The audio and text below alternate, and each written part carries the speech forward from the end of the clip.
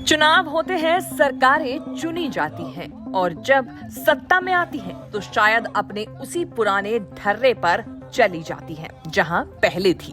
ये बातें हम क्यों कर रहे हैं, ये सुनने से पहले जरा इन तस्वीरों को अच्छी तरह देख लीजिए। खुद को जमीन में आधा गाड़ कर खड़ा ये बदनसीब उस देशभक्त का बेटा है जिसने देश की रक्षा के लिए अपने प्राणों का बलिदान दे दिया। पिता की शहादत हुई तो बेटे के लिए परिवार ने अगर अनुकंपा नियुक्ति की मांग कर दी, क्या गलत कर डाला? ये इंसान जो आधा जमीन में गड़ा है, इसका घर कहीं और नहीं बल्कि खुद मुख्यमंत्री के गृह जिले भरतपुर में है। देख लीजिए सीएम साहब, आपके ही जिले में एक शहीद का बेटा नौकरी के लिए यूं जमीन में धंसा हुआ है। सीआरपीएफ में भी सही रह गए।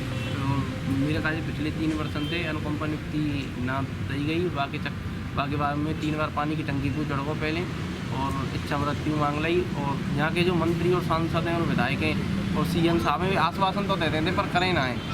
तो मतलब जनता दिखावे का आश्वासन तो दे रहे हैं कि हाँ हम लगाएंगे, हम कितने बढ़िया हैं, पर वे व्यक्तिगत रूप से मतलब की बात मेरी फाइल में कोई पैरवी ना कर रहे और जाकी वजह से वो नौकरी ना मिल पा रही और मेरा परिवार बिल्कुल कगार मतलब 14,000 रुपये पेंशन में कहाँ गुजार रहा हूँ। तो इसे वो देखने में सब समझ जाएंगे 14,000 रुपये पेंशन मिल रही है।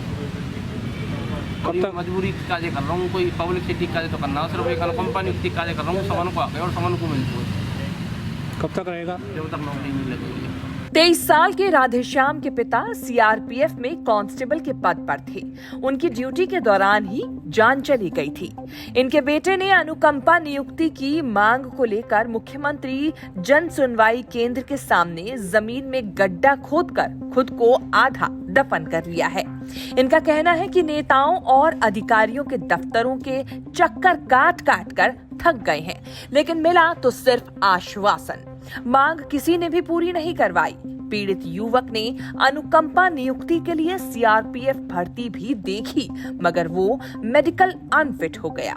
उसके बाद सीआरपीएफ ने उसे अनुकंपा नियुक्ति देने के लिए राज्य सरकार को सिफारिश की थी, मगर मंत्रियों और अधिकारियों के कई साल तक चक्कर लगवाने के बाद भी उसे नियुक्ति नहीं दी गई।